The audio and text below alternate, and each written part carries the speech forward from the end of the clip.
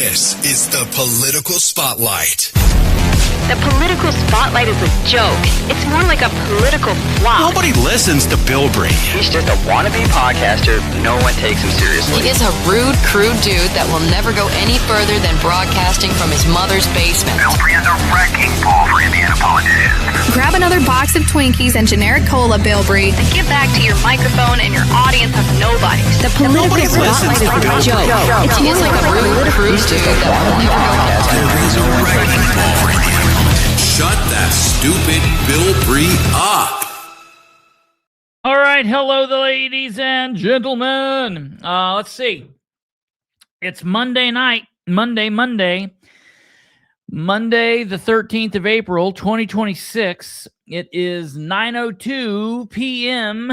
Eastern. And do you know where your politicians are? I know where one of them is, and we'll be talking to him in just a few moments. We do have to get through a couple of housekeeping issues right here at the beginning of the show.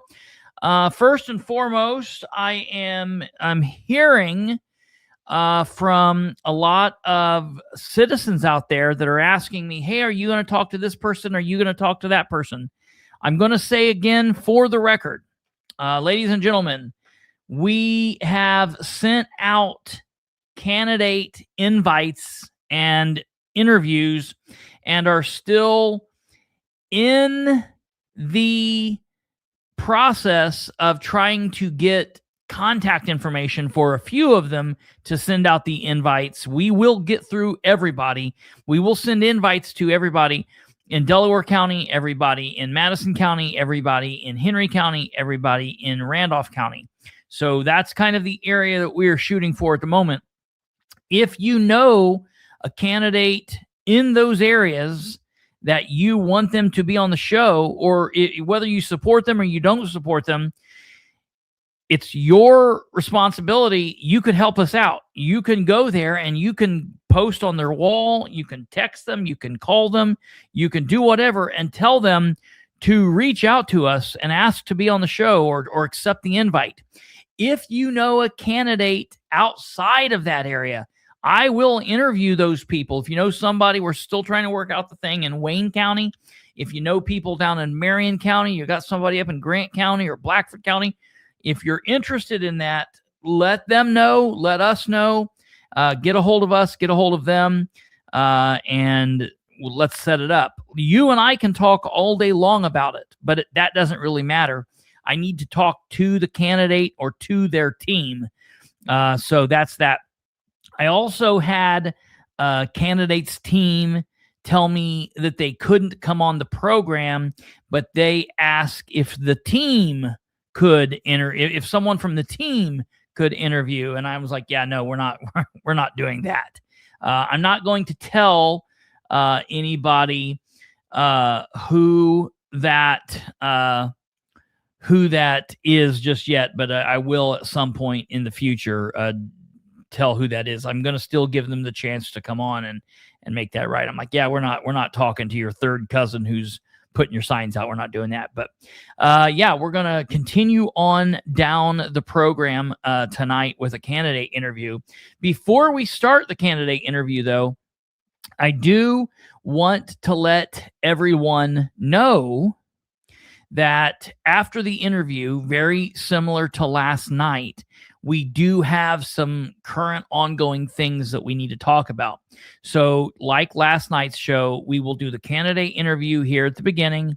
And then after the interview is done, we are going to be talking about some rather important information out of the city of Muncie concerning the Parks Department, the Muncie City Parks Department. There's a little bit of trouble there in the Parks Department, so we're going to be talking about that. And it's something I've been focusing on here the last couple of days on social media, but we're going to be talking about it a little bit more in depth here this evening, and we're going to do that at the end. Lastly, before we bring the candidate on, I just want to say I don't think I've ever done this before. I've done, sorry, my bad. I didn't see either. I've done the, I guess, advertisement before, but I've got to say I'm very disappointed, and I don't understand what the situation is. So I'm just putting this out there as kind of a call to action to Smoot Landscaping. Paid for gravel, had delivery time scheduled for them to show up and drop off gravel that they had been paid for, had people there scheduled to move the gravel, had people paid, people, made arrangements, and the gravel delivery time comes and there's no truck, there's no gravel. An hour passes, 2 hour passes, 3 hour passes, no phone call, no call. We call and they seem kind of confused. They don't understand what's going on. They want to know if we can set up a different date. And so we're like, no, just give us our money back and let us go elsewhere. But the problem is, in today's world, just customer service sucks. I don't know. It's maybe just being in a different world. Working for my dad's company growing up, I don't care what happened. The customer was always right, even when they were wrong. But specifically when they were absolutely in the right and it was our screw up, we did whatever we could to fix it, going above and beyond. We didn't mess up very frequently, but when we did, boy, howdy, we really took care of it. And so I'm very disappointed in what happened. And I'm just letting you know, be very, very cautious when using that. That the no call, no show is definitely a problem in my opinion. And it's something that we will keep in the back of our mind moving forward when we need assistance like that. So you guys might just consider that. Yeah, it's really since COVID, it's really been horrible. From COVID forward, it's just customer service is non-existent. I will then transition to say the same thing happens in government and in politics. While it's happening out in the free market, the public sector, the private sector, the same thing is very much happening in government, where we're having bad, quote unquote, customer service. And nowhere is probably more bad in the customer service department than the Henry County Sheriff's Department. And in Henry County, they currently have several people vying for the top spot coming up in this May and then November elections to take office in January of 2027. We have 5 Republicans, the incumbent, John Sproles, and then we have several other Republicans, and we also have 2 Democrats. And one of those Democrats is joining us this evening here at the front part of the show. I guess 2 days in a row, we'll do some of the in some people's eyes, the most controversial candidates. In my eyes, it's just the controversy isn't there. I know both of these men, last night's Ryan Webb, tonight's Landon Dean, and I think both of these people are interesting candidates, have good ideas. Ryan did a great job last night, and tonight we are welcoming to the show Mr. Landon Dean. Landon is the current Chief of Police of the Middletown, Indiana Police Department. For the last year and a couple months, he's been and this is a big point of contention we'll get into, he's also been the interim chief of the Knightstown Police Department. That's right, 2 departments. Oh my God, what's happening? We'll get into that, but he's got a big announcement for that, made a big announcement today concerning that position. And of course, he is running for sheriff currently. He ran for sheriff 4 years ago and lost, unfortunately, to Sproles. And now we are seeing the consequences of that loss. And he's now running again. He is a 27-year veteran of the Henry County Sheriff's Department, retired after 27 years. where he did almost all roles on the sheriff's department, leaving at the rank of sergeant. And he's now, like I said, the chief of the Middletown Police Department, the interim chief of the Knightstown Police Department. Without further ado, we'll bring up Mr. Landon Dean. Hello, how are you doing? All right, how are you?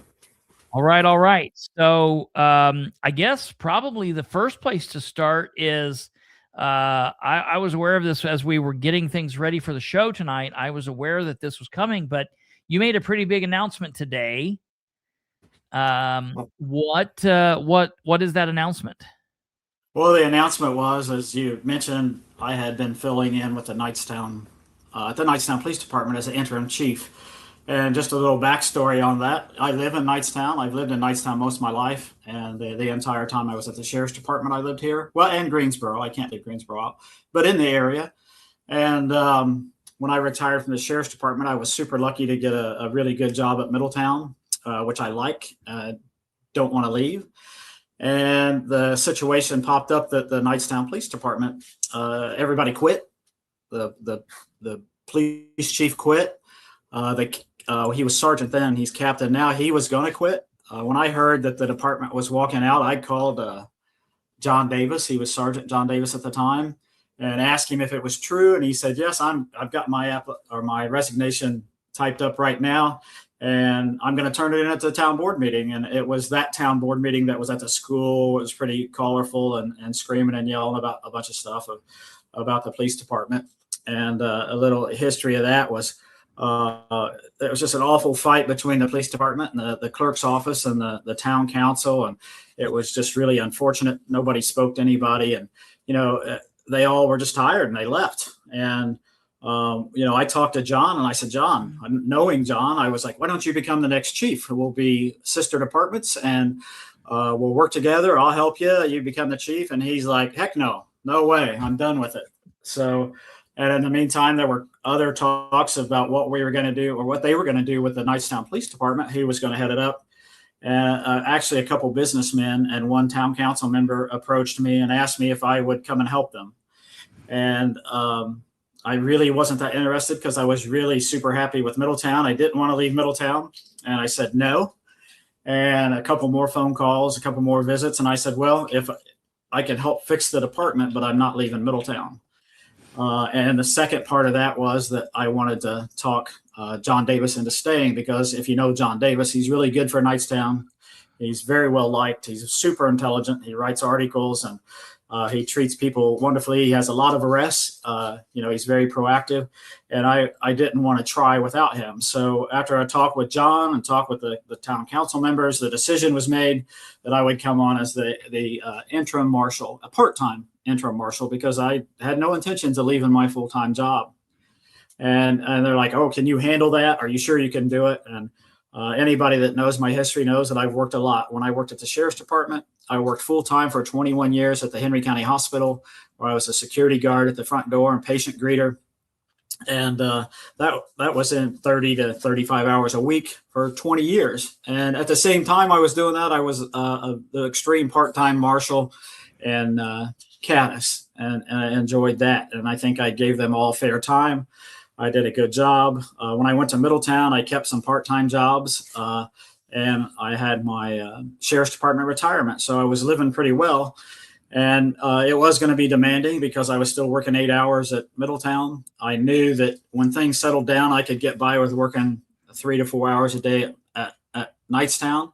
But in the beginning, it was pretty tough to get started in there and rebuild things and cover shifts. But I went ahead and did it and got started. And John and I went to work, and we built the police department we have today.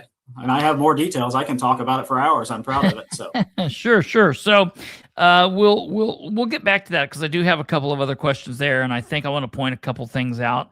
Like we've said, if you're talking about somebody being the chief of Muncie Police Department and at the same time being chief of Fort Wayne or being chief of Anderson, I don't know that works. I don't think that works, and I would not be in favor of that. If you're talking about someone being the chief of Eaton and Albany up here in Delaware County, or Middletown and Knightstown, I mean, I think if there's a way that might work permanently, I think it probably could, but at least interim, for a short period of time, I specifically don't see an issue with that. The biggest issue, and explain, I want to make sure people are aware, because I know that there was a video that was going around. I want to make sure that people know that you weren't just making like $300,000. You're just raping the people from Middletown and Knightstown. That's not what was going on, right? Talk a little bit about that, if you could. Well, I'll tell you what, the chief's position, the previous chief, Frank Beatrice, he worked hard and he got the pay up for all the officers, and especially the chief's position. The chief's position in Knightstown pays about $85,000 a year now. Jesus. Now, Frank never got that. He didn't reap the benefits of his hard work. He left right before that was to take effect. Well, when they hired me, there was talk about how much money I would make, and I said, "Now wait a minute, I don't want to be salary." And, I want money. Don't get me wrong. I'm not stupid. Sure. But then again, I'm also very responsive about the taxpayer dollar. And I said that I wanted an hourly rate so that nobody could say, there was a salary. How many hours did he work for this? And we came up with a rate per hour. And that's what I did. And I think I ended up making about $50,000 last year. So that alone saved the town and my salary like $30,000. But I just wouldn't have felt right, because I know that I couldn't work full time in both towns. I couldn't have earned that full time salary pay. I did work a lot of hours and I did work very hard, but I felt much better doing an hourly rate instead of the salary thing. And for the record, in Middletown, I'm paid by the hour too. I think I could be paid salary if I wanted to, but I think it's just clean and accountable if I get paid for the hours that I work. And believe me, I'll take a raise. I'll take more an hour. I'll do what I can to make some more money, but it's just cleaner and more accountability if we get paid by the hour instead of a salary. Sure. Okay. As far as go ahead. The two towns, they're almost exactly the same size. Their makeup with the businesses are a little different. That there's 5 officers in Knightstown and 4 full-time officers in Middletown, and then several reserves. So it's not like I was managing 2 big departments with 50 people on it and 100 different things going on every day. It was pretty manageable. And I'll be honest, there was part of me that said I could do this for a long time. Sure, I could keep on doing it, and if they needed me to, I would have done it for a long time. But then I got to you think out of the box a little bit with the cuts with the state. And I know that's not what this show's about tonight, but the tremendous cuts to all these small towns because of the state of Indiana, the restructuring and the Lowit taxes and all that. They want you to pass Lowit taxes, but towns like Middletown and Knightstown, I don't think they're big enough to pass their own Lowit or income tax. They're going to be hurting. And if you think out of the box a little bit, these little towns, if they would share services, if they would share, the street superintendent or the police chief or the equipment, they could really save money. I think both communities saved money, at least on my salary, that while I was doing both. There's no reason that the small communities can't do that. But, there was an outpour, not an outpour. There were a few people that were irate and called me corrupt and said, "Oh my gosh, he's raping both towns." That just wasn't the case. And then there were the people who say, "Oh, he's 60 years old." First they said 65, but I corrected him, 61. But, "Oh, he can't do that. He can't possibly, be alert. He's a danger." Well, all you have to do is come hang out with me for a while and work with me. You'll realize I'm not a danger, and I can pretty much carry my own as a police officer, even at 61 years old. Okay. Well, let's move on to talking a little bit about the sheriff's department, since that's what this is about. Talk a little bit about your time there. What different, you left out a sergeant, correct? Yes. Okay. So go ahead. I started there. I was 27 years there, and I was there a long time before I ever got that promotion. There would be new people hired on, and they'd get passed by me, and I just kept on working. I was a road officer. You said in the beginning of the show that I worked many different positions. I was never a detective. I didn't want to be a detective. Okay. That's one of the things I found out when I went to Middletown was there's no detective. So guess who gets to be the detective? So I had to learn some detective skills real quick. But I worked the road. I worked on the SWAT team. I started out as a SWAT operator and ended up as the SWAT team commander, which was pretty exciting. I never thought that I would end up there, and it was just a funny story how I ended up there that I told a lot in the last election. I was a DARE instructor for 20 years. I went to the 5th grade classes and taught DARE. I believe in the DARE program. That's one of the things that if I was elected, I would bring that back because it's completely non-existent now. I love it when I go to Walmart or Kroger's or sometimes pull people over and they'll say, grown adults with their own kids will say, "Oh, you were my DARE teacher." So I would absolutely, I'm absolutely happy about that. And I can't believe that they did away with the DARE program. I was a big fan of it. It introduces the police officers, at a young age, so they're not afraid of them. The SRO program is a lot better than it ever was before and kind of fills that gap. But I do miss the DARE program and think that would be a good thing to go back to. At some point, I became in charge of the reserves, and I was a training officer there. I was probably the only guy that would do a lot of the paperwork and get the training set up. And there were plenty of training officers before me, but after I took it over really seriously and I became in charge of the reserves. And then the really exciting thing happened with the interns with Ball State University. We worked out a deal with Ball State University that the criminal justice students, their last semester would actually come to the sheriff's department and be assigned to me. And in that semester, we would give them a 40-hour pre-basic, and they would basically become a functioning reserve and drive around in police cars. And actually, some of them would get to the point where they can make arrests. Some of them never quite, got to the point where they could be by themselves. But it certainly was a fun thing to do, and it was fun to see these young men and women grow into that role. And in their last semester of college, they got to actually get out and do what they had studied to do. Sure, absolutely. So focusing kind of on where the sheriff's department is currently, we've got some good questions from the audience, and Kate is, as always, tagging the questions, and we are going to ask some of these. So I will get to those. I promise you guys. But just right off the bat, one of the big things that's currently the sheriff's department and Henry County is dealing with is what I have personally, I'm sure you've heard this, I've heard the county's insurance guy, Josh Estel, make the statement on 2 different occasions. Once he stated that the reason that the insurance company was dropping the county was due to the sheriff's change in risk management. And to me, they don't drop you if everything's going good. So to me, that means it's lacking risk management, or there's a problem with the risk management. And then this most recent time, he stated that there's just basically, and I'm paraphrasing, it's kind of like it's like a culture of a lack of risk management. It's just all, everything. And there's an issue with risk management. As sheriff of Henry County, that's something that the next person is going to, whoever that is, whether that's someone next year, or if Sproles is reelected and it's somebody in 4 more years, this is something that the next sheriff after Sproles will have to deal with. As sheriff, how would you deal with risk management in the sheriff's department?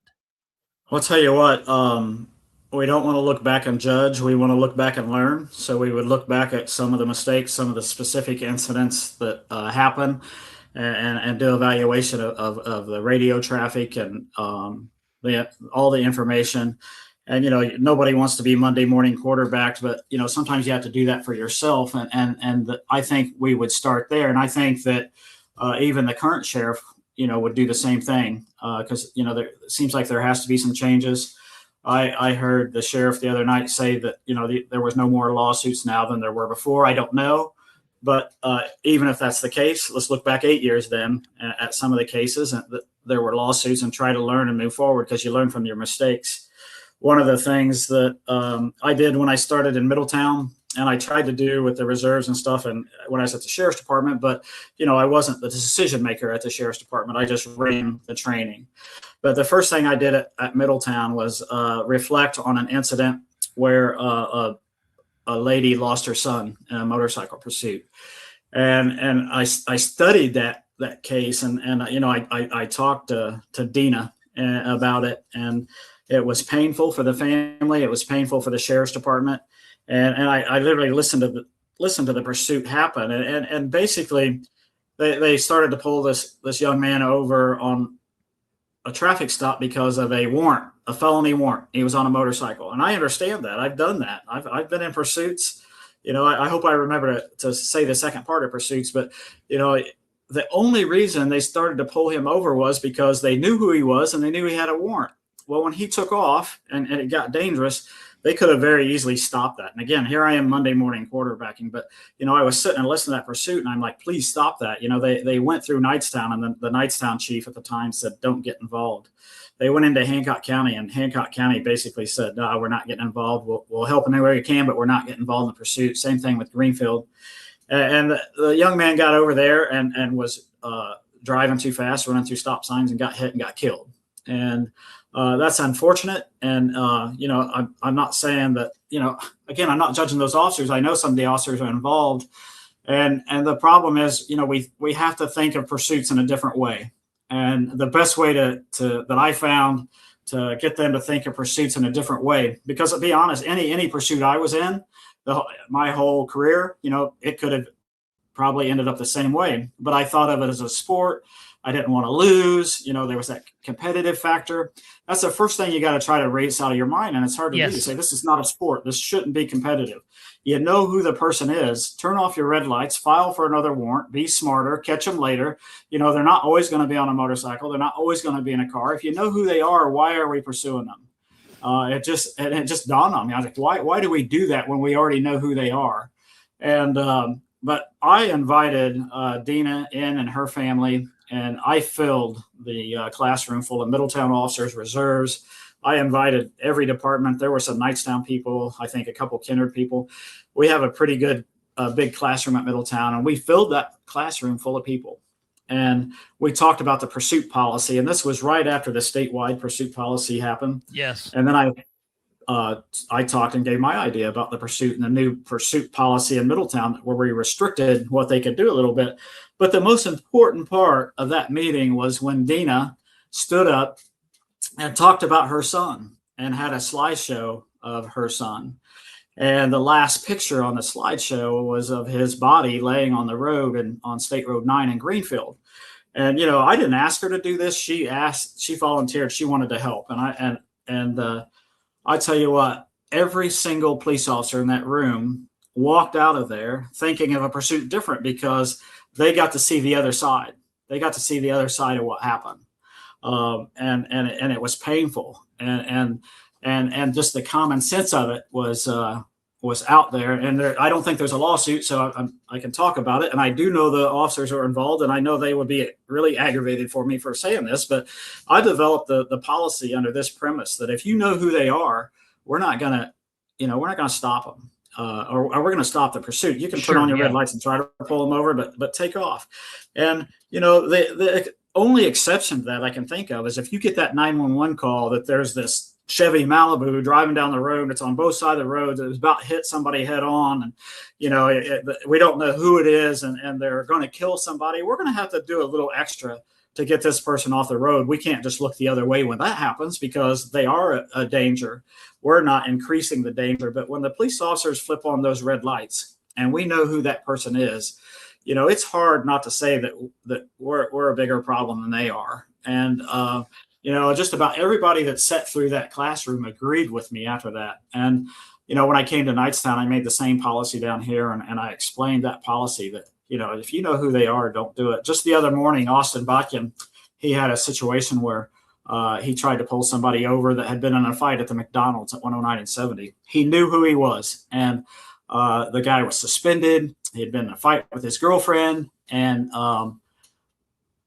Austin lit him up, and he took off and got on the interstate. Well, I got on the radio and I said, just terminate the pursuit. You know who he is. We file for a warrant. We'll be smarter. We'll get them better next time. We'll get them before they get in the car. So that's just one example by looking back and not judging anybody, but you look back at do a case study of what happened, bring in a victim and get the victim side of that story.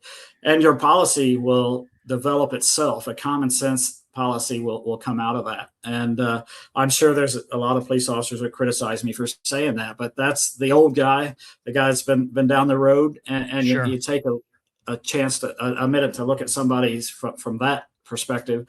It's just like you deal with a drunk all the time, and you get, as a police officer, you get really tired of dealing with the same people over. But when you take time to talk to the victim, the intoxicated person's wife that gets beat up every time, she dearly loves him. And as a police officer, you say, well, why don't you leave him? Why do you keep calling us back here? If you call us back here, you're going to have to go to jail. But when you stop and you talk to that victim and you realize that's their only life, they want nothing more than this person to stop drinking. You're going to treat that person a little differently, and you're going to respond to that house every time. One of the most aggravating things, and it's because of COVID, and I don't know if other departments do it, but I see it here that, we take a lot of calls over the phone. I hear every day they say, oh, this call can be handled over the phone. One of my family members had a problem that they don't live in either one of my jurisdictions, and they called, and it was a serious problem to them. And 3 minutes after they got off the phone with the dispatcher, a police officer called them and said, hey, this is, such and such, and this is how we handle this, and blah, blah, blah. Well, they didn't feel like they got that service. And that's something else that I would bring back. I'd say, if somebody wants to talk to a policeman, it's important to him. There's no small potatoes at a sheriff's department that I lead. And we're not going to sit here and say, oh, we're not going on this because it's not that important. Because for the person calling, that's the most important thing of the day. That's the most important thing of their life. And they want help. And to them, it's very important. So we're going to go. Yeah, that is very frustrating. I can think when I was on the department, I can't think of a time where you might get a call back from somebody that you've been to and they give you some information, but I can't think of a time that I ever got a call for. I think we would have gotten in trouble at the time. That was well before COVID, obviously. And if you would have said, oh, I'll handle this by phone call, that is just absolutely gross to me. And I think that is a good thing, hearing that you're not in favor of that. Let me, before we move on, I do want to ask this because we've had a couple people push back, and I don't know. I don't know of the pursuit that you were mentioning, so I just want to double check. I there's no way I can verify. I just want to ask. A couple of people have said, "Wait a minute, Knightstown and Hancock were involved." I don't know where or why or how they know that or how they have that information or if they're mistaken or not. I just want to ask, is there a way that we can verify? I'm sure I can pull back in Broadcastify and listen, but what do you say to that? Are you aware? All I can say was my knowledge of it. I've been wrong in my life a lot, Sure. But it's my understanding that the chief at Knightstown said, block the roads, block the streets, on Main Street, but don't get involved in the pursuit, and they did not. And it was also my understanding that Hancock County did not get involved in the pursuit, that there were several Henry County cars in it. But I could be wrong. I'm not the ultimate knowledge. I was not there. I was doing what you all do, is I was listening on the radio. So. Yeah. Okay. Like I said, and I'll try to look back in that and see if we can verify or whatever. I'm not saying it is or isn't. I'm just reading down through a couple of the things that are being said. Moving on, Admiral Eric, one of our viewers, watches frequently. Eric Lewis, I think you know him, a Knightstown individual, has a question. Says, with Sproles stating at the last candidate forum that he was going to use jail chaplains to treat the mentally ill in jail, what would you do to help the incarcerated in your jail with mental health issues? Well, I think the Henry County Sheriff's Department does several things right, and I think they have gone above and beyond with the mental health issue in the jail. It's my understanding, again, I don't work there, but it's my understanding from Sheriff Sproles and his presentations that they have the counselors there, or Josh Smith, I think, has actually said that in one of the meetings, that they have counselors there every day. They're available to them every day. That's wonderful. The chaplain program is the next best thing. And at Knightstown and Middletown, we created a chaplain division, and our chaplain division was for the police officers too, because of some of the problems that police officers may have, the marriage problems and the different things police officers getting involved. having that chaplain there to talk to them. So if they're using the chaplains to give advice through spiritual guidance, I say hoorah, and I would definitely support that and move forward with that program.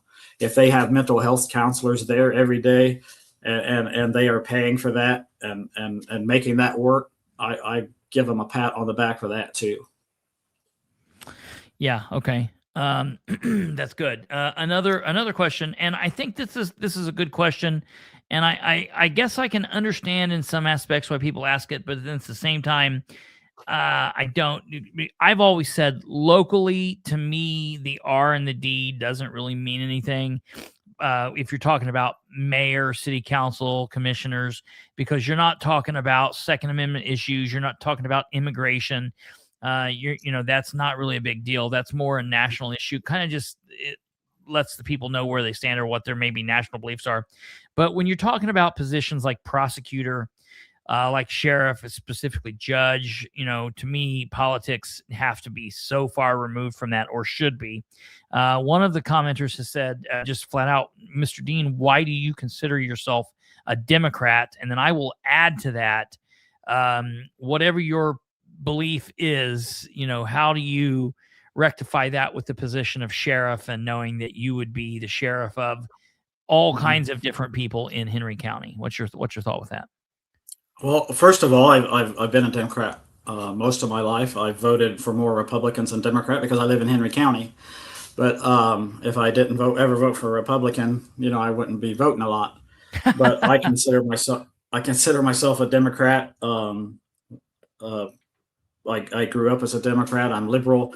I believe in people. I believe in people living the way they want to live, as long as they follow the rules. But I will also tell you that I've been labeled as an old-fashioned Democrat because I'm a strong supporter of the Constitution. I love the Second Amendment as well as any Republican does. I think we have way too many laws now. Every time the state legislature gets together and they start making laws, I think, man, we have enough. I would like to see a few more specific laws when it comes to social media guidance and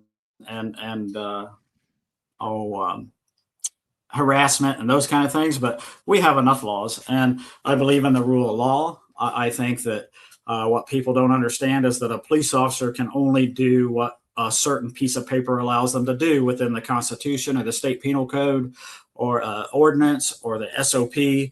There's no magic wand that comes along and hits somebody on the head and says, you're a police officer, do what you want. And I think some of our failures as police officers over the years has been when people don't realize that, hey, even down to the siren you use, when you use it, it's all governed by state law and your SOP and how fast you go and, using due regard for everybody else. And when you arrest somebody, you have to make sure that you understand the Fourth Amendment and what you can and can't do. And, you see guys taking somebody to jail and you think, oh, they shouldn't have taken somebody to jail for that. And you have to call them out on it. And as physically, I don't think that,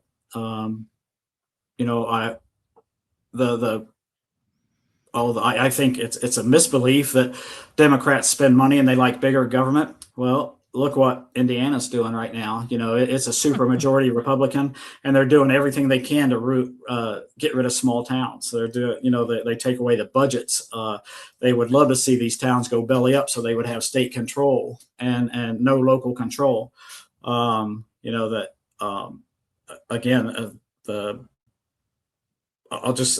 hesitate to say this because somebody will call me a liar, but if you look at the Democrats as presidents, the only time since Kennedy was president that the deficit actually went down was when a Democrat was a president. I'm not saying that when a Democrat president it never went up, but the only time a deficit's been gone down since the 60s is when there was a Democrat in office. So if they were such a big government money spenders, how does that happen? So I think I've been in charge of some budgets. I worked at I was the president of the Memorial Park Board, where there was a $400,000 budget every year. I think we did well with that. We fixed a few problems with that. I was on the the food and beverage board. That's a huge budget, and how to disperse that money. And I think I was fair, and I don't think anybody can say I ever wasted anything or made a decision that was, money wise bad. Maybe in my personal life I have, but not in not in the government. And you've been on the Knightstown Town Council too, correct? Yes, I was on the Knightstown Council for 1.5 terms, and I dealt with budgets then, and I was very new at it, and I kind of followed suit with what everybody else was doing. But for a while, I was the only Democrat on that board, and then another Democrat. That's not true. There was one other Democrat, and I came on, and then there were 2 of us, but mostly Republicans. So,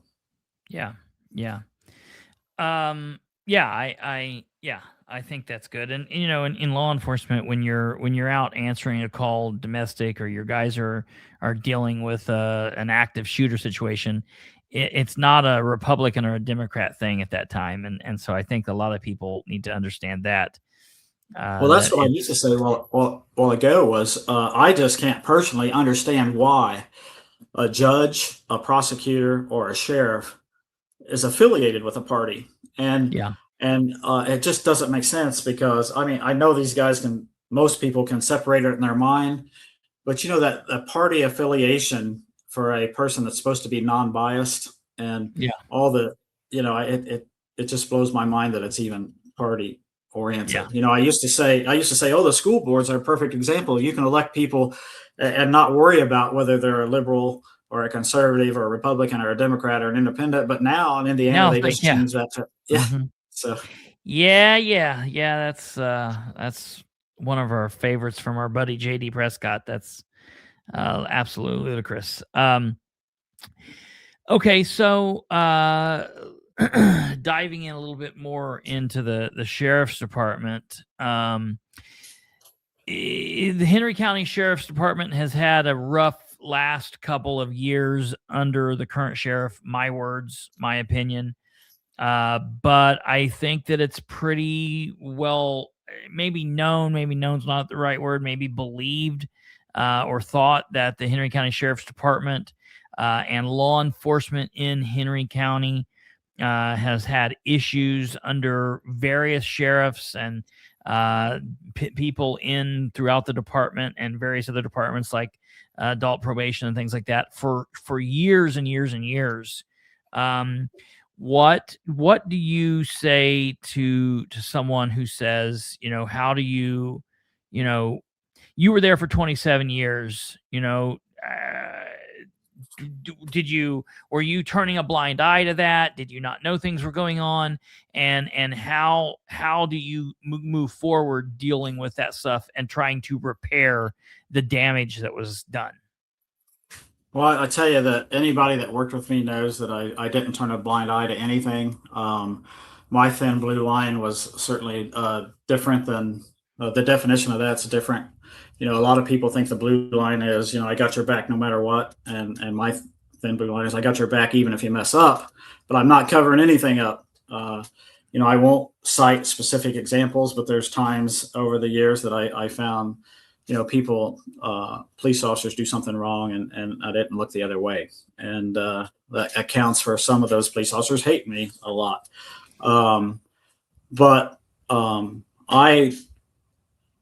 I certainly was called one of the good old boys. And I just don't know, other than them saying the good old boys, law enforcement's changed. Absolutely. No doubt about it, with body cameras and everything else. And there might've been a day when you could pull somebody over that was popular in the community that was drunk and say, oh, get in the car and I'll take them home. Those days are gone. Yeah. And when you've been around in law enforcement, not just 27 years, but as the Shirleytown Marshal, 30 some years, I've grown through some of those changes where, you just don't do that. I remember one time, my first year as the Shirleytown Marshal, there was a guy that we pulled him over and he was drunk and he was a farmer and he was a half a mile from his house. So I took him home and I said, don't you get out anymore. Well, he got out and ran into a fence and he wasn't hurt, but I made up my mind that long ago that there was no more breaks for drunk drivers because he could have hurt somebody. And so I don't know if that answers your question exactly. Yeah, sure. But I don't know. I've worked for several sheriffs, and I don't know any one of them that has been horribly unfair or done horribly mischievous things. I just don't know about that. I see everything that everybody else sees, and I see what they say and they accuse me of, and it's just not true. It makes me sick that people can get on social media and say whatever they want, and there's a large majority of people that believe it, whether it's close to being true or not. Well, I've got a couple of other things to say, and I was going to do this kind of at the end, but I guess we're here, so I'll say it. And I've said this before. I've said it to you talking in private, and I've said it on the program before, but I'll say it again. Of anything that anybody has ever brought to me with various people's names in Henry County, I've always tried to run that down and look.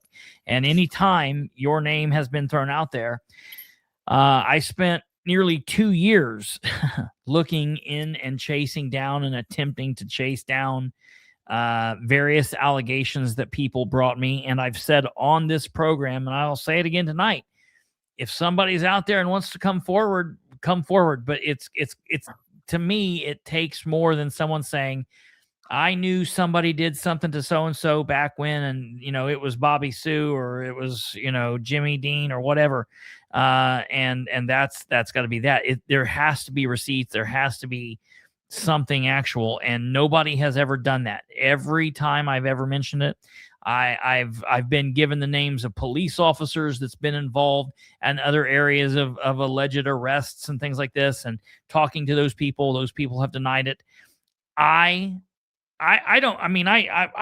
and I've known each other for about 4 years on and off because of politics, and we've seen each other at events a handful of times. We don't hang out. I mean, I'm friendly. We're friendly, but like, we don't hang out at each other's houses. We don't go out to dinner and whatnot. You've always been cool with me. And I've tried to be respectful with you and whatnot. There's times I've questioned you about things, and whatnot, but I'm not giving you like, oh, he's my buddy, so I'm giving him this out. I'm just telling people I've never been able to find anything. Nothing has ever landed in my lap like other things have. And I get a lot of people that say things, and sometimes I'm able to prove it and sometimes I'm not. And in this situation, I have never been able to prove anything, any allegations that anyone's ever said. So that's where I am with it. And I don't know what else to say about that. I have this conversation with people, and I will have that conversation. I usually have them privately when people say things, and when people say things on Facebook or social media, I'll hit them up and say, come and talk to me. Sometimes people do, sometimes they're not interested. They're just interested in spreading the hate. But if you just stop and think about it, the things that I've been accused of, if you think of the common sense of it all, I have trained over 100 people. There's people all over the state. I was in charge of reserves. I was in charge of these interns. I was in charge of the Explorer program. I was in the DARE class. I've been a supervisor now for a good many of years, and not one time has any of those people come and said, Landon did this or Landon did that. Talk to the sheriffs that I work for. Talk to my supervisors. Not one time did anybody make that accusation. I've never been accused of doing anything like that, other than by people on social media and through the hate things. And I think when I was on the town council in Knightstown, and I was on the park board, that's when you first showed up, because you heard a bunch of stuff that was going on. And I remember you videotaping some of our meetings and stuff. Yeah. And, none of that stuff exists. It just couldn't happen. When the day that one of our officials died at the hands of himself, there were rumors went out that I was in federal custody for child sex trafficking. I remember that. And those rumors went crazy. And I'm standing here. I think I was actually on my days off. And I called Major Davis and I said, well, I'm coming to work tomorrow. And he said, why? It's your days off. You're on vacation. And I said, I've got to come to work tomorrow because it's going rampant over Facebook that I'm in federal custody. And that's why the other person took his life. And I'm like, that is so far-fetched. And there were just the people out there that hated me at the time so bad that if you'll remember back at that same exact time, there was a big bust in Indianapolis and some other states for child sex trafficking. And it was like, of course, this guy kills himself. So all of a sudden somebody's like, they had to make a concerted effort to say, hey, here's another way we can get Landon. Because how does that come out of nowhere that he's in federal custody? I mean, how does that happen? And if it did happen, how would it ever be erased? How would I still be a police officer? And how did I go to work the next day? It just blows my mind that the things that they say just aren't possible. Like you said, bring somebody forward. Bring all these people that I've trained. Bring that person. You know, one of the latest things was the quid pro quo thing. We'll find that person, have them come forward, and let's talk to them. Yeah. So yeah, it's unfortunate because, you know, I spend so much time defending myself over stuff that didn't happen, that it's hard for me to get the right message out there and say, this is what I want to do as sheriff, because I have to deal with that stuff. It's unfortunate, but it's there and I have to deal with it. And that's why I don't mind talking about it on here. I mean, I've seen people on your show make comments and I just want to say, where did that come from? And it's just frustrating. Anybody that knows me know that's not possible. And again, there's never been anybody come forward to any of my bosses and say anything that I was involved in any kind of bad thing, sexually or promotion wise or anything like that. It just didn't happen. Okay. Going back here, I want to touch on something here. Let me find out. This is a very good question. I want to talk to you about this, and I don't know, maybe you know this or you don't know this. There was a situation in Henry County here back in January where two off-duty deputies were involved in a situation with a traffic stop, and I'm interested in your thoughts on off-duty action. We'll talk about that here in a second. But this actually brought up a secondary issue. So during this stop, and I don't know if you know this or don't know this, maybe you heard me talk about it on the show. I went and I pulled the body cam footage for this. And because they say that there's something still pending, they let me review the footage, but they wouldn't give me the footage to bring home and show people. And I don't know why. I just think it makes it more damning for them. But what happened was, in this situation, you have an off-duty officer who doesn't have a vest on. He doesn't have a gun on him. If he does, it was concealed, and so it's going to be harder for him to get to if shit hits the fan. So he makes this traffic stop. One of the most dangerous things an officer does, or deputy does, walking up on an unknown person in an unknown car, makes a traffic stop with no vest on, no other bat belt, utility, no ASP, no spray, no taser, no handcuffs, and he makes this stop, and by his own words, to tell these people that they were quote unquote dumbasses for something they'd done, which, and I've never read anything in the Indiana State Code that says you can make a traffic stop because somebody's a dumbass. So makes this traffic stop, and then in his mind something goes wrong. He goes back to the car and he calls for officer in need of assistance. Well, you know what happens when that officer in need of assistance goes out. Nobody else knows what that's for. So everybody drops what they're doing and runs signal 10, lights and sirens as fast as they can to that person. One of the things that resulted out of this incident is I watched 4 or 5 or 6 other deputies running hot, 80 miles an hour from where they were, 90 miles an hour, 100 miles an hour from all these different locations in the county, lights and sirens. Some of them for like the body camera was like 10 minutes long and only a minute and a half was on scene. The other 8 and 9 minutes was running lights and sirens. And running balls to the wall for 10 minutes, that's a long period of time. I don't know where they were coming from, but it was coming far. And the thing that I have a problem is the body camera shows their arm. It shows the steering wheel and nothing else. It doesn't show anything outside of the car, and there are no dash cams. So if, God forbid, that officer hits somebody or somebody pulls out in front of that officer and kills that officer or something, we have no real footage of what's going on because the camera that we're viewing is only shooting the inside of the car. And I thought, man, this is the first time I really realized that that is a serious issue because we're not getting to see what's out here and what's going on. And if the officer is using due regard, even though they're running lights and sirens, or if there's an accident, we're not getting to see who was really at fault.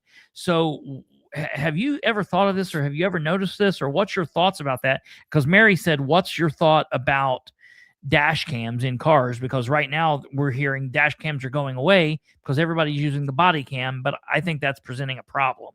And what's your thought about that? Well, that's it. That's exactly what happened. I was the first Henry County deputy to get a dash cam, I believe. When I was the Shirley Town Marshal way back in the early 90s, we bought it's antique now, but we bought a dash camera at the time. I believe in dash cameras, and they tell the story, and it's the truth because it's what happens. And, when I left the sheriff's department, I still had a dash cam, and there were several dash cams around, but I understand that, and I don't know why they're so expensive. They're, $5,000 or $6,000 for a dash cam per car. And that just doesn't make sense because you can buy a cheaper version for $80. It just seems like they could come up with a professional version that transmits the way they're supposed to a lot cheaper. However, when we started getting the body cams, we thought, oh, well, we don't need dash cams anymore because, we've got the body cams, but that's just not true for the reason you just said. Sure. Now, the whole time we had body cams before, the disadvantage, or not body cams, but dash cams before, the disadvantage of those were that we would go to the scene and it would videotape our route to the scene, and then we went in the house. All we could do is hear the audio. So when we got the cameras, it was like, oh, this is the fix for everything, and it just wasn't. So I know that Axon now has some dash cams that download and preserve evidence and do everything like the body cams do. I think it would be nice.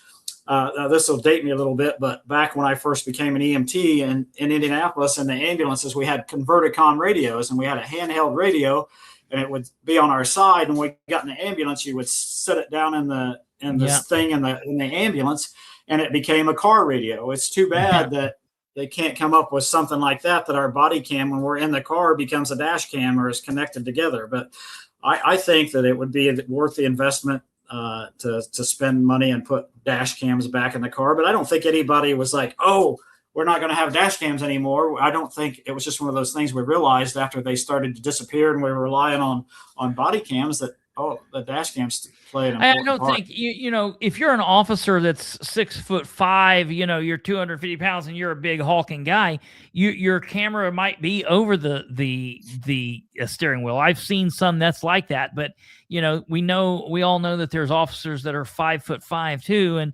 And some of those people, the body camera, it also depends on where they put it on their uniform too. What we've been doing is we've been putting our dash cam up on the dash if we're sitting running radar or we're watching stop signs or the school bus violations. Sure. But that's not practical because it'll fly all over the place. But I think dash cams are good, and they should come back. Yeah. And as far as the off-duty question, can I address that a little bit? Sure. Yeah, absolutely. And so I made a career of being available all the time. And, my first 25 years, I did a lot of stuff off-duty. And we didn't have all these officers, and we didn't, we may have 2 officers on duty. And it was just expected of us that if we were at home and there was a call in our area and another officer needed help and there was nobody to take it, we would jump in the car and go. And we didn't clock in and do all that stuff. We just went. That was what is expected of us.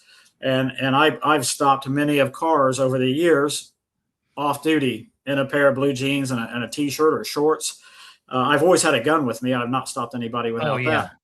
But then the problem where it starts to become a question is when the body cam thing comes along, because, the body cam's sitting in the office on the charger, or, there's not a way to download it and charge it from inside the car on your days off. And, I know the other day I was somewhere and something happened right in front of me. And normally I thought I would have stopped that, but I didn't have a body cam. So I thought, nope. I'm not going to do that because with my luck, that'll be the time that something goes bad and it won't be on body cam and nobody will believe that, it was an honest answer that I didn't have it with me. So it does change things. That absolutely. And when this came up, the first and foremost, there's a lot of people that get confused about what the rule is. And again, it's always good to put this out there. An officer either on or off duty can stop you if they're in a marked car and in full uniform, if they're in a marked car and plain clothes, or if they're in an unmarked car and full uniform. What should not be happening is an unmarked car and plain clothes. That's when it becomes a problem. But I'm not opposed to off-duty work. I'm not opposed to someone acting as a police officer. You're a police officer 24 hours a day. Somebody doing something off-duty. It's when it becomes a problem that's it's how you're doing it. And I think you also have to look at what you're doing. I mean, some common sense has to go into it. If you're talking about that situation at 3 and 70 where everybody screws up that merging thing, and if you're pulling somebody over for that, I don't know that that's it needs to be a legitimate reason. I think really, I don't know that. I kind of question that. One thing that I try to instill in the officers, and if I became sheriff, I would share this with the deputies, because I have a good fondness of a lot of those deputies. The deputy you're talking about, he started when I was still there. He's really a great guy, and I can't imagine him ever intentionally doing anything like that. And but I've only seen a little short spot of that video. I don't know really what happened, so I don't want to judge what he did. Sure. But what we have to. Another mindset thing, in the forum the other night, I was talking about the proper mindset and changing some mindset, is that, for years, if you back down, you were a horrible police officer. They called you bad words. Mm-hmm. We have to say, hey, it's okay. If you get into something, let's just back out of it and forget it. And say, this stop isn't good. Get out of here. And when he said that they did something dumb and that's why they pulled him over, and instead of saying something like that, I'm sure that he wasn't going to write them a ticket for being dumb. Right. I think that they just did something, and amongst his buddies there, he said, I hear he pulled him over for being dumb. But I know that guy, and again, I have to be truthful. I can't imagine him, doing something, pulling somebody over because they were dumb. That's just how he described it in some cop jargon. Sure. Cops say some things that people don't understand. And I question that arrest just like everybody else. But then again, I haven't seen the whole video. I don't know the circumstances. I haven't talked to him. I would hate to be judged for things that I did for a 1 minute video. Oh yeah. But I've always been on the side of at least recently in my life, I've learned to back down and not be so grouchy and be able to say, okay, you got me on this one. I look at people and say, let's just start over. And because it just causes so much grief, and this day and age, you just have to be that way. It's a different mindset. So getting ready to kind of wind her down here. Let me ask you, let me see here. I think there was another comment here that I think was probably pretty good. Let me see here. I want to ask you, because a couple people have said this, and I see a couple people trying to use it, I think, as a reason to not vote for you. But if you're elected sheriff, first of all, for anybody that just came in, he did announce at the beginning of the show, he also announced earlier this morning in his own video that he is stepping down from the interim spot at Knightstown. So the big controversy of the two departments is going away. So it's not like he's going to be Middletown chief, Knightstown chief, and sheriff. If elected, you're not planning to stay at Middletown, correct? You would step away from that? Absolutely not. I would be very active. I think it's funny. 4 years ago, I said when I ran that I would be out in the car, and I was criticized because I said I'd be out in the car. I wouldn't be behind the desk that much. And now that's just the case, and that's changed. That that's the popular thing to do. But I absolutely would resign Middletown. Middletown's been really good to me. If you compare the salary at Middletown and Knightstown, I think I don't know, but I think that 6 months ago, if I'd have looked at Knightstown and said, "Hey, I want to be your full-time chief and I want to stay," I think they would have hired me, and I would have been making the 86,000. But peace of mind, getting treated well. Middletown is wonderful to me. The pay isn't near what Knightstown would be, but if I got elected as sheriff, I absolutely would give up Middletown and Knightstown, and I would be very involved. One of my campaign promises 4 years ago was to get the officers out in the communities and community policing. I had a bunch of notes here about that I wanted to talk about tonight on community policing with the Citizens Police Academy that we've done in Knightstown and Middletown. That's really cool. And getting the deputies back out in the counties and the towns. And that I said that 4 years ago, not this time. I still believe it, but I said the same thing 4 years ago, and I see that in some of the platforms of the other candidates. Does that make me mad? Hell no. It makes me happy. If somebody mimics me and takes something that I want to do and makes it their policy, I am okay with that. I'm flattered by that. So I'm glad to see that a lot of the candidates are saying, let's get the deputies back out in the communities, get them involved. That's wonderful. And I think about Rick McCorkle. He was also one of the good old boys, labeled as one of the good old boys, along with some other people. But when he got elected sheriff, I wasn't elated the fact that he got elected. I didn't dislike him, but I wasn't like, excited that he got there. But he won me over the first day, because the first day he said, I'm elected. This isn't going to be the Rick McCorkle show. This is going to be the Henry County Sheriff's Department show. And he did that. He led fiercely. And, he was a little rough at the mouth every once in a while. But, I'm a grown man. I can handle that. But he always, he never took the limelight. He let the officers, take the credit for the things they did, and he didn't mind pointing out when the things they did wrong either. So, I've learned that from him as I learned many things from him and some of the other sheriffs. And I think I've demonstrated that in Middletown and Knightstown, that it's not the Landon Dean show. It's the Middletown show, and it's the Knightstown show. And those officers need to shine. They need to shine brighter than me. So. Yeah, real quick, talk about that, and then I'll let you wind down, and you can talk about anything that you want to talk about, kind of as the last word. But I want to ask you. You talked about your leadership style, and you kind of were going into it there a little bit. But if elected to sheriff, talk about your leadership style, how it's been when you were a sergeant, what it is at Middletown, and then how it will be if you are elected to sheriff, what you are hoping to achieve through your leadership style, and how the sheriff's deputies can expect to see you, as well as the citizens of the county.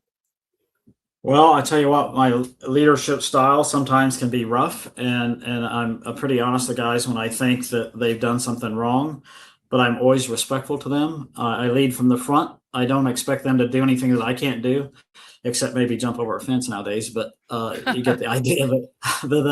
I don't expect them to behave or act differently than me. Again, I absolutely think that these guys should get credit for what they do, and should be in the forefront when things go well. I think that they deserve that credit, just like Captain Davis down here at Knightstown right now. He's been on a spotlight, and we've had some superstars, and I don't mind pointing them out. I take a lot of time to reward them and praise them, and we have a great big awards program. Again, I got criticized over some of the awards we gave, but I think that you have to really recognize what they do, and you have to not be afraid to tell them when they do something wrong. I also have to say that my leadership style is that I'm open-minded. If I make a rule and I believe 100% in this rule, and these officers came up to me and say, Landon, that sucks. That's horrible. I'll say, well, why do you think it sucks? Why do you think it's horrible? And I'll sit and listen to them. And a lot of times I'll back down and change, because you know what? They're the majority. and they may just have some common sense and about it. And maybe I wasn't looking at it right, and I'll change my mind. There's other times that I'll say, no, I'm not changing my mind. I'm not backing down from that. But I think that any officer that's worked for me, would say the same, except the disgruntled ones that maybe I had to let go or something. There's been a few of those, but that's basically sums up the way I would lead those people, and I wouldn't change for the sheriff's department if I was there. Yeah, very good. Well, just kind of in. Oh God. Okay, Jack. Jack is asking. We have this this viewer that asks this of basically anybody that comes on, and so I will ask you: do you know, as a former sheriff's deputy, as chief of police, as a citizen of Hoosier, do you know what the 5 rights guaranteed by the First Amendment are? The First Amendment, let's see, it's the press, the speech, assembly, and I think you got me on the other two.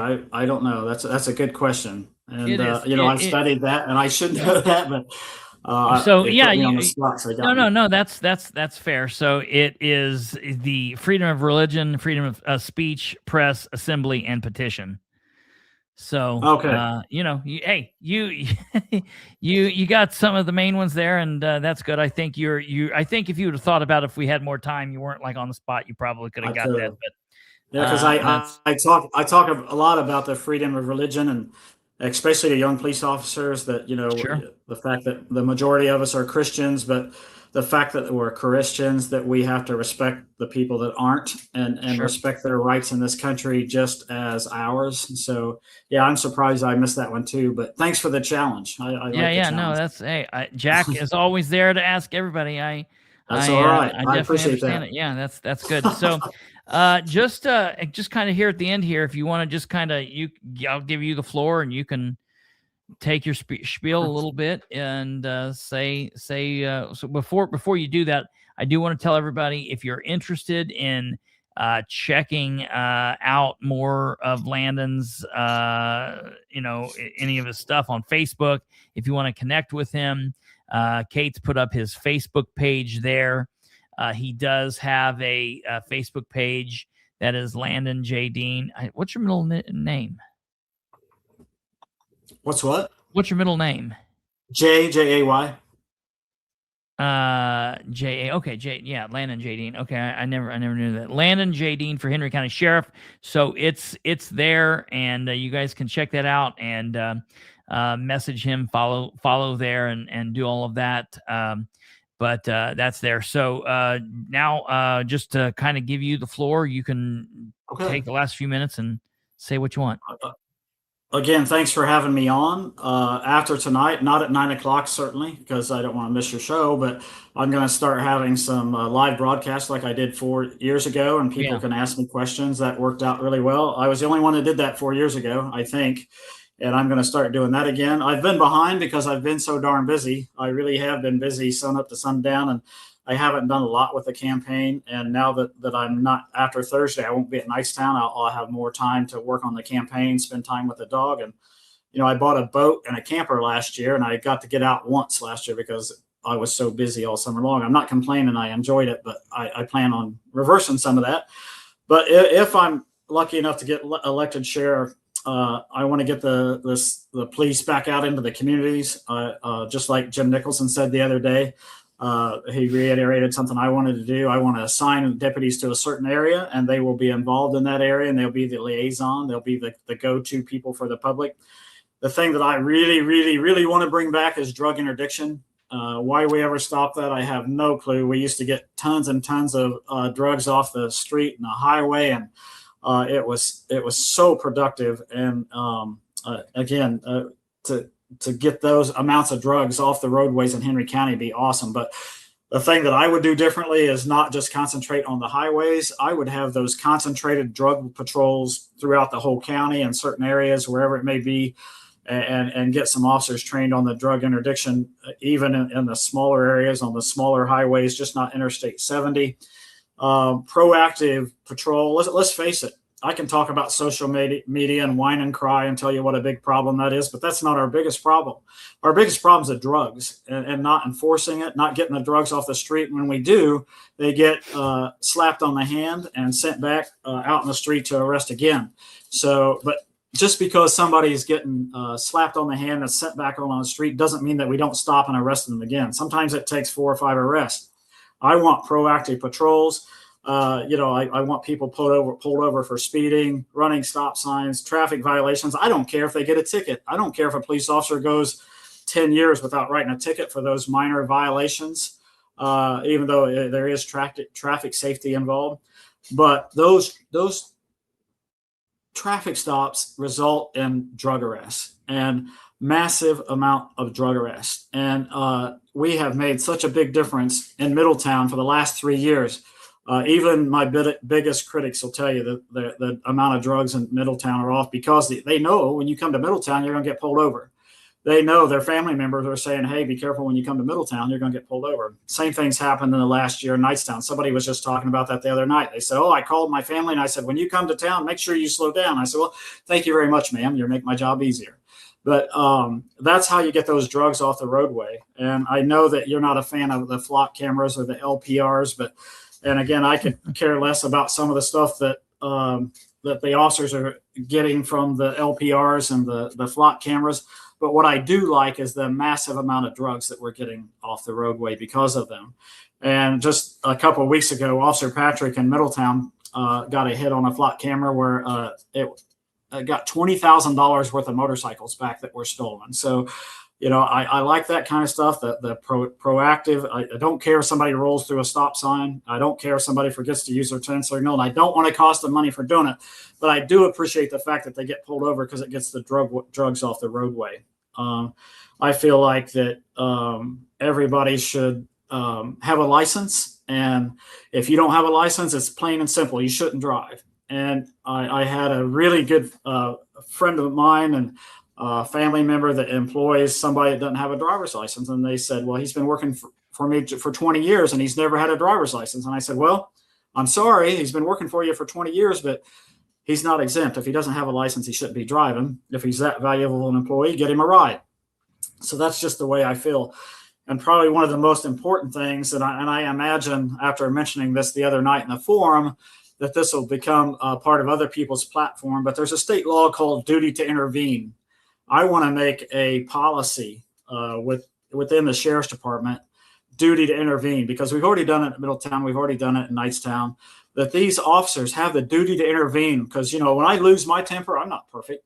If I start going too strong with somebody, I don't care if it's the newest officer on my department or if it's at the sheriff's department. I don't care if it's the newest deputy. I want somebody to come up to me and grab a hold of me and say, hey, we've got something going on somewhere else, and get me out of that situation, as I'm going to do to another police officer. I'm going to step in, because if you institute that duty to intervene and officers start policing each other as much as we police the public, you will see some of this activity slow down. And because, I was always told, if somebody in the room, somebody in the crowd says, oh, maybe you shouldn't do that, no matter what you think, don't do it, because there's a doubt there. And the same thing, that if we had this duty to intervene within our department and we were trained and we do scenario training on everything else. Let's do some scenario training on calming that officer down that has that temper. When Landon Dean starts going too strong, and somebody's going to grab a hold of me and take me out. And you know what? I'll thank them for it in 15 minutes, because I won't end up on YouTube and I won't end up on the front page of the paper. And, I appreciate that. So I'm going to push that really, really strong. I hope the other candidates steal that from me, and whoever wins the sheriff's race, I hope they push that and do some scenario training and make each other aware that, we've got to stop this, and we can stop it amongst ourselves. So I got some other ideas about the detective division. I would like to see some work spread out. It's pretty sad when I worked at the sheriff's department, we may have 3 detectives sitting at the jail, and they're very good detectives, the best, no doubt. But they'll call a deputy all the way from Louisville or Bluntsville or Middletown to come in to take an initial report on a theft call. So I would like to distribute some of the work out. I'd like to do, if somebody needs a detective, one of the biggest complaints I had at the sheriff's department, and I've tried to fix it at Middletown and Knightstown since we're our own detectives, if somebody needs a detective, we go right now. We don't say, oh, they'll call you in a few days. I would institute that at the sheriff's department, saying, look, when somebody needs a detective, a certain time frame, I want them contacted, and I want a detective talking to those people. Again, to get those officers out there in the community. So I could go on and on. I've talked too long. I appreciate you, and thank you for having me on. No, I just want to ask you two quick follow-ups to this. That's important. How many detectives, investigators does the Henry County Sheriff's Department currently have? Do you know? I don't know. How many were there when you were on? Oh my goodness. You're picking at my brain just like the Constitution question here. I haven't thought about this for 3 years. There's several. I don't think there's too many. I think they're all very good. They work very hard. But I think that they don't we can get them. They don't all work the same shift, do they? Do they all work the same shift? They don't all work the same shift, do they? When I was there, I think they had an afternoon shift. Okay. They had a drug task force. A couple of people assigned to that with the other departments, and those are some unsung heroes too. People kind of complain about the drug task force guys, and they do a lot of stuff that they never get credit for, and get a lot of intelligence and get a lot of whisper stops in for us. But I don't know the exact number, but I just want to get them to the people faster. Yeah. So. Yeah. Well, the reason I'm asking is a lot of times you'll see smaller departments or whatnot. If they have investigators, everybody's stuck on the same shift. It's like, split that up a little bit. Maybe you can have an on-call in the afternoon, on-call in the, in days and afternoons. I think they have afternoon people, and I think Newcastle City has afternoon people. I think that's a great idea. Yeah, definitely. And make it like, just getting them to the people, needing them faster. I think that's a good idea. And then the last question, because you brought up the drug interdiction and you brought up narcotics. Let me ask you your thought on marijuana. When we're talking about drugs, this is a big issue in Indiana. Everybody's wanting it to be legalized. It's going to be forever before that happens because of Eli Lilly, and that's what sucks. And the Republicans that are currently in the supermajority with Lilly in their pockets. But your thoughts on marijuana? I mean, when you're talking about having the drug task force and doing interdiction, are you out here looking for the person with the dime bag or nickel bag? I mean, obviously it's illegal, but what's your thoughts? You talk about evolution and evolving. There was a time when I pulled somebody over. If they had the smallest little joint, they'd go to jail. Yeah. And I have evolved, and not always by my choice, but we don't take people to jail for that small amount. If we do anything, we write them a ticket. I'm okay with that. I'm not sure I like the idea of it being legal, but and the only reason I hesitate to even say that is because it's hard to measure. And if we can change the mindset of the people to say, oh, it's okay to smoke weed and drive, because I've seen some people pretty high on weed that probably shouldn't be driving. Yeah. And if we could change that around and get it to where it was more enforceable. So, if somebody wants to smoke some weed at their house or at their apartment or in their backyard, I don't have a problem with that at all. It's just when they get behind the wheel of their car and they try to drive while they're stoned or buzzed, that bothers me. So certainly. I know that Indiana's going to make it legal. And if you would have told me 15 years ago that the Republican Party was the ones that were going to push for it to be legal, I would have laughed at you. I would have thought it was the Democrat Party. But it's going that direction. You just got to accept it. I think if we handle it right, tailor the laws right towards it, and have a lot of education and ways to enforce so people aren't out here buzz driving, I'm okay with it. But we don't go out looking for the weed. Most of the weed, we dump it on the side of the road with a body camera, show the people that we smash it out on the road, unless it's, poundage or something like that. Yeah, right. Yeah. Good. Well, very good, Landon. I appreciate it. And, like everybody else, we could spend 3 or 4 hours talking, I'm sure. If you make it through the primary, you'll be welcome back here, obviously, in the fall. And if there's ever anything that happens, whether you're on Middletown as the chief and you need to get something out, or on the sheriff's department as the sheriff, you're always welcome back here to talk and to spread the message. So we appreciate it, and you're definitely welcome back here anytime. All right. Well, thank you. Yeah, thank you very much, sir. All right, ladies and gentlemen, that was Mr. Landon Dean. I know some of you are fans, and some of you are not fans. I definitely understand it. We're going to give everybody the chance to come on and give everybody the chance to say their piece. I have instructed Landon the same way I do everybody to go back through the comments and look in about 12 to 24 hours and try to answer you. If you have anything that you want to say to him, you can definitely go to his Facebook page and check him out there. I know that he will respond to you if you do that, and we'll go from there. All right. Hey, before we get out of here, I know we went a little bit long with him, but sheriff is a pretty important office, and so we probably will do that with all of the sheriff's candidates.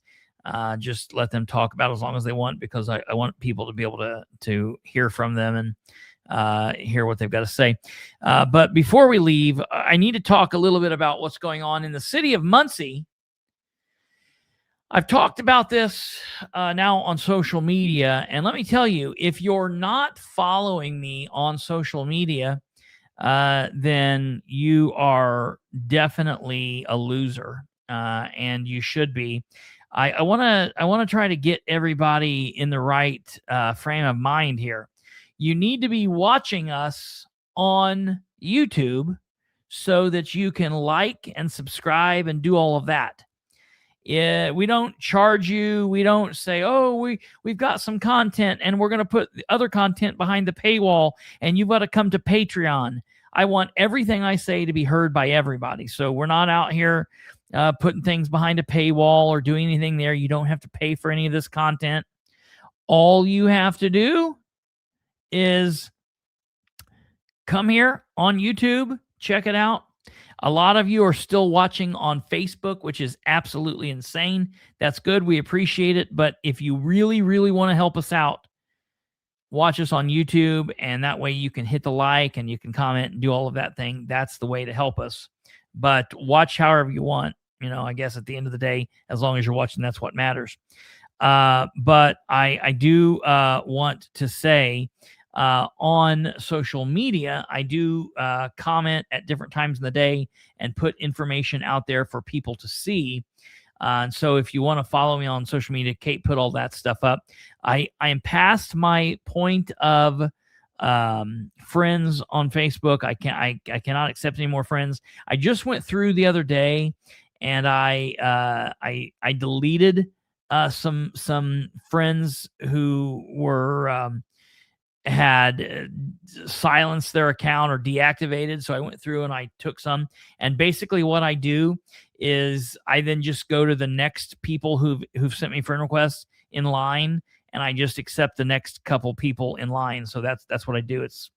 We kind of do it that way. Just whenever somebody drops me or I drop them, we add somebody. And I normally don't drop people, but if somebody's account is deactivated, then we do it.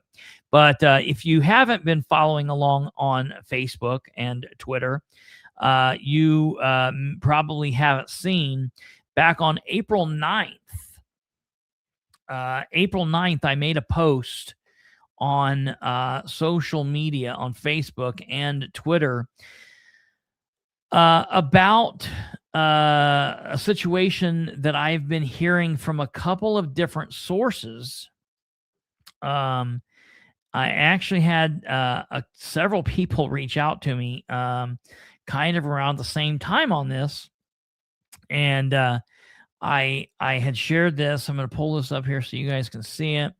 It's going to be hard for you to see it, but I'll read it. I'll let you see it if you're interested in finding out where this is. On April 9th, I posted, I'm starting to hear some concerning information about the City of Muncie Parks Department. The State Board of Accounts recently met with Mayor Ridenour and a few others to review the State Board of Accounts report which will be available to the public soon. I've reached out to the mayor's office for a statement this afternoon, but I haven't heard back yet. I will update it when I hear back or have more information. And then I shared this picture that I put together of the City of Muncie Parks and Recreation and the State Board of Accounts. And I heard back a couple of other things. Of course, like we talked about last night, there's been an issue with the water. There's been an issue with what's going on out at Prairie Creek. There's been an issue with the communications director. There's been a lot of stuff going on with the City of Muncie. Today, I posted, 19 hours ago, it comes as no surprise to those of us here at the Political Spotlight that the City of Muncie fired Nikki Erickson from the Parks Department. Nikki was one of the Parks employees back about 2 or 3 yeyears ago, if you recall, 3 or 4 maybe now, who was suspended right about the time that George Foley was suspended. Michelle Owen put all of that out. That was maybe like 2.5 years into Dan's first term, maybe 3 years in. There were 2 Parks board members that were suspended. There was a state police investigation. They were suspended like 3 or 4 months. And then at the end of it, nothing happened. They came back in. And basically, I got contacted by everybody and, was called a whole bunch of names and said that I was ridiculous because I had outed these people and how dare I do this, whatever, yada, yada, yada. Well, then, lo and behold, about 1.5 years later, George Foley is actually terminated from the City Parks Department for other nonsense going on. And then now there's this big state Board of Accounts audit that's ran, or investigation that's ran. And I am hearing from my sources, both at the State Board of Accounts and in City Hall, saying that the situation surrounding the Parks Department is disgusting. That's the word not that I used. That's the word that I am hearing from sources at City Hall, that it is an atrocious situation happening. And at the Parks Department, right around that meeting with the City of Muncie and the State Board of Accounts last week, the City of Muncie terminated Nikki Erickson. So Nikki and George, who were suspended way back when, and then brought back, and then a little bit later, George was terminated. Now Nikki's been terminated from the Parks Department around the same time that the city has had this hush-hush meeting with the Indiana State Board of Accounts. And I've heard that they went as far as to issue non-disclosure agreements, NDAs that people needed to sign. Ooh, because Ridenour doesn't want any information getting out to anybody. That would be horrible. Well, let me tell him, those NDAs don't seem to be helping you there, bud. And just FYI, quit wasting people's times with that nonsense, because it's all going to get out. The State Board of Accounts report should be out sometime around the end of May, the beginning of June, unless I'm able to get my hands on it sooner. And I am going to be working on that. So just as soon as we get that, I will put that out and let everybody see that. I'm sure we'll do several shows on it. Sources from both the State Board of Accounts and inside City Hall are telling us that it's looking rather ugly for the Muncie Parks Department. I don't know exactly what that means, but when they're saying words like that, I'm very curious as to what's going on. I wouldn't be surprised if we even hear some talk of ghosts of Muncie Parks past before it's all said and done. I'm sure we'll be hearing more about that. And I will leave you to kind of speculate what I'm talking about there. That said, it's all quiet on the Ridenour front because, of course, the administration won't say anything until after the fact. Why would they ever want to get in front of something when they can look the other way and pretend nothing is happening? Time will tell. And when it does on this one, you'll probably hear an "I told you so" for all of the crap everyone tried to make me eat a few years ago. And I'm telling you, I don't say that very often, but around this one, I will be doing an "I told you so."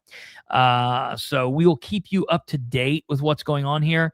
I would highly recommend people go to the Muncie Parks Board meeting, watch the Muncie Parks Board meeting when that comes up.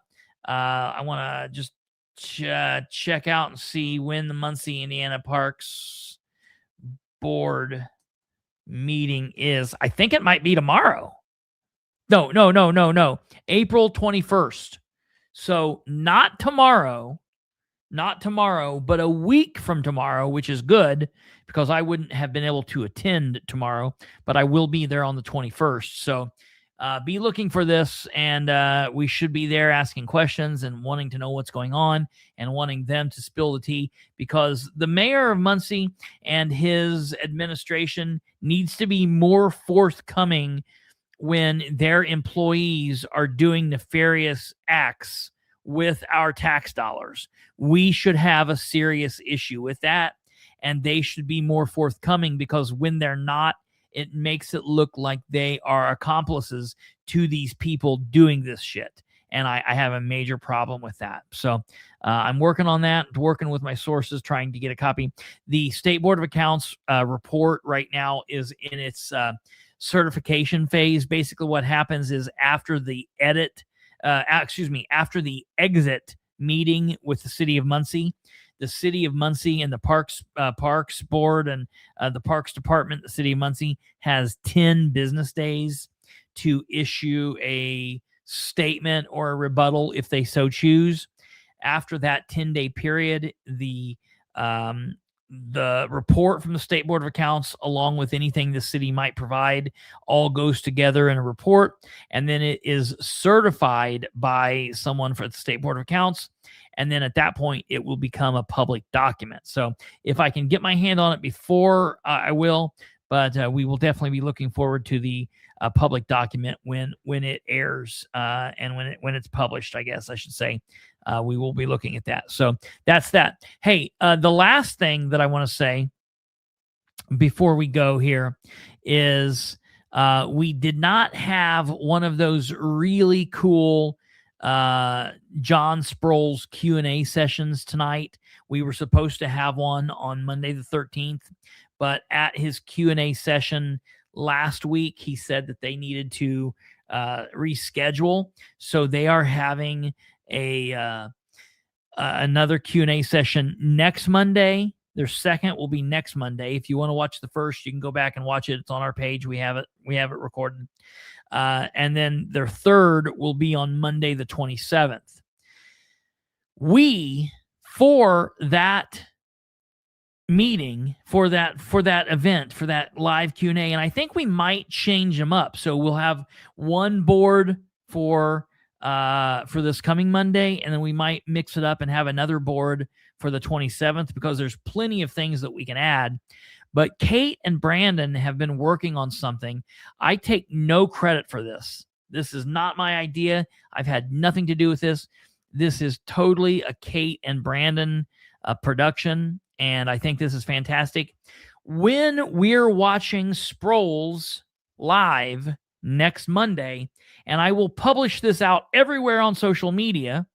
I will push this out everywhere, but specifically during the live event, we will put it there so they will know. We, as viewers, and you'll have to watch live because we're going to be playing a game, and then we're going to be talking about it on the show afterwards. Ladies and gentlemen, without further ado, we will be looking at the Sproles Bingo. That's right, ladies and gentlemen. If you want to get in on the act, you will be able to get this and pick this up off of social media. I'll post this out everywhere. This is the Sproles Bingo card. And what happens and how you play is when he says any one of a number of nonsensical phrases or statements or words that he says or things that he does, you will get a Mark Your Bingo card. And basically, what are you pointing to? I'm going to print me a Sproles bingo card and follow along. Oh, yeah, that's what people need to do. Absolutely. Absolutely. Screenshot it. Do what you need to do. So we've noticed that Sproles is similar to the guy on Bob and Tom's show that picked up the deer, and he can't say ambulance. He has a problem saying ambulance. He says ambulance. So if Sproles uses the word ambulance, you get to mark the top board there. If he says registered in my mind, which is a phrase he says a lot, you get to mark that top, that second top category there. If the shoe fits, that you get to mark that. You can Google it. You can mark that. If he mentions Mark Nicholson, okay, it says mentions attorney. So that's Mr. Mark Nicholson. We didn't put his name on there because we're not trying to give him any more bad press, but you know who we're talking about. If he mentions Mr. Mark Nicholson's name, or really any other attorney, I guess you could probably. Well, he never mentions Mark Nicholson by name either. He always says, "There's this one attorney. There's this one attorney filed all these things." Yeah, right. Absolutely. So there's mentions attorney. Going down to the second row. Don't know him from Adam. That's one of his common phrases. Almost laughable. Common sense. Not trying to be ugly. Feelings, not facts. Or I guess that could even be a feelings over facts, because he says both of those, feelings, not facts, or feelings over facts. That's fine. Be humble. Face or ears turn red. I mean, that's a good one because that almost always happens. And then, of course, the middle card there is the wild. The middle box is the wild card. Next is if he says the word interesting. If he asks Josh to answer a question. If he uses the phrase keyboard warriors. If he says one of my hated phrases of all time. Town marshal scam scheme, haters, B-rate, says something racist. If he mentions Bilbrey, he does that quite frequently. So if he mentions Bilbrey, I don't recall casting a wide net. If he mentions no cussing, or lastly, if he mentions that he is your sheriff. That's the Sproles bingo card, and maybe, like I said, we can split it up and change it for the third round too. Maybe he'll do more, and we can just keep going. Wouldn't that be fantastic? But we're gonna put that out on social media. I want him. Here's what I want. This is the whole goal. We're gonna put this out so people can play along, but I want to make sure that it's out soon enough, long enough that he gets to see it and know it, and it gets inside of his mind, because then he will try to not use any of those phrases, which means he'll just use them more, okay? Or he will make up other, and we can use those next time. This is something that's going to be fantastic, and we'll be able to use this for the remainder of the campaign. I think it's fantastic. And again, I take no credit for that. That is solely a creation of Mr. Brandon Rudd and Kate Thornburg, producer Thornburg, Kate Thornburg. So wonderful teamwork there. So we will get that posted out on social media so you guys can use it and screenshot it, copy it, print it, share it. Feel free to share it with others. And just let's get that word out there so we can get up all inside his mind. Absolutely. Oh, he won't be able to talk. He just won't be able to say anything. Have mercy, be humble, whatever. Oh yeah, no, that his eat, pray, love phrase that he says.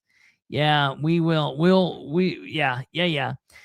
We might even, hell, I guess we could even put out a couple different iterations for each night. I mean, he says so many crazy things that it's amazing. Absolutely amazing. He could have his own merch line where he just sells shirts with all of his phrases on it.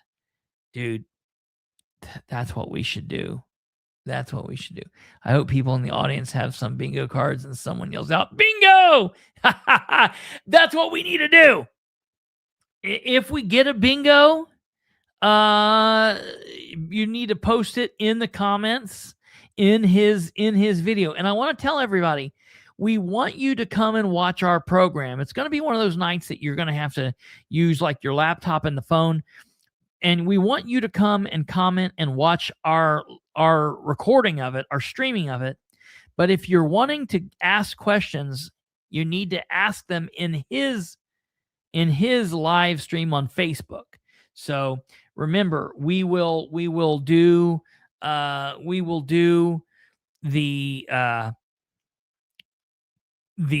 streaming of his session at 6 o'clock, and then we will be live that night too. So we could do comment bingo in his Q&A. Absolutely, that would be great. He won't recall having me blocked, so I will always be blocked. Yeah, right.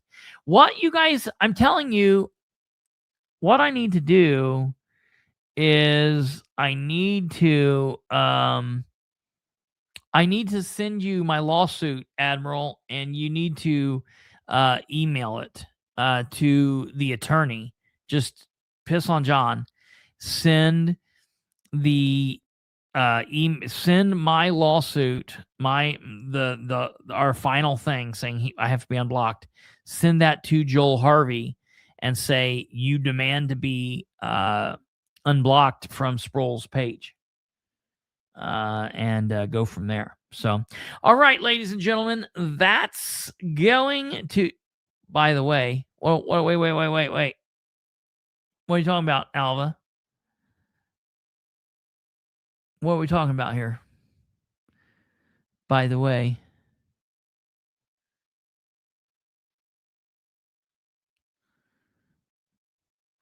I know that T wasn't close to the O. Hey, the official petition is up to 962 names, with a good majority of them being from the Muncie area. Jackie Fisher says, Kate, Brandon, great effort, wonderful work. Yeah, it's amazing. Amazing. If you put out the petition in the comments regarding Amber Green, let's see how many signatures it grows after you air it. You can put it out there if you want. Oh, Kate's already got it. Kate was ahead of you. Kate was quicker than you are. Here's the petition, ladies and gentlemen. Change.org/P/call for Amber Green to resign as Director of Communications for the City of Muncie. Really, it should have been call for Ridenhour to remove. But it's the same difference, whatever. So we'll see what happens there. That's that. Okay, folks, that's going to do it for our show tonight. Thank you for watching. Thank you for playing along. We will see you tomorrow. Again, we have another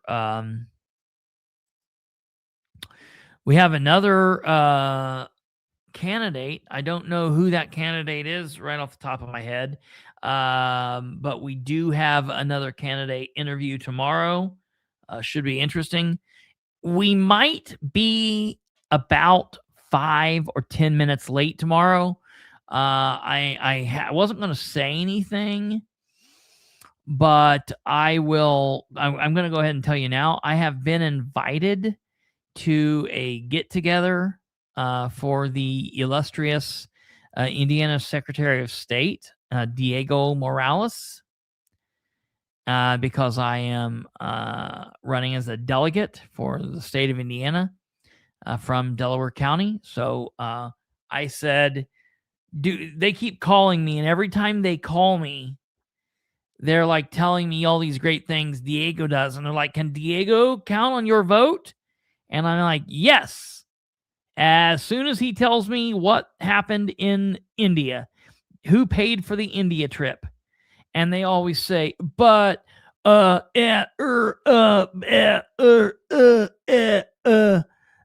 he's done a lot of other great things. And I'm like, okay, great. That's wonderful. All I need to know is who paid for the India trip. I want to know what the deal was with India. So because they can't ever tell me, when they called and invited me and they said, can we count on you to be there? I said, you better believe it. I'll be there with bells on, God willing, because I have to ask him face to face what happened with the India trip. So I will be there, and we'll see what happens. All right. We'll keep you guys posted, and we'll also have the candidate interview tomorrow. We'll be talking about that more tomorrow. The petition. Yeah, there's a petition for people of Muncie to sign to try to have the City of Muncie Mayor's communication director, Amber Green, to be removed from her position because of her attitude. So, all right, you guys take care. Good night. God bless. And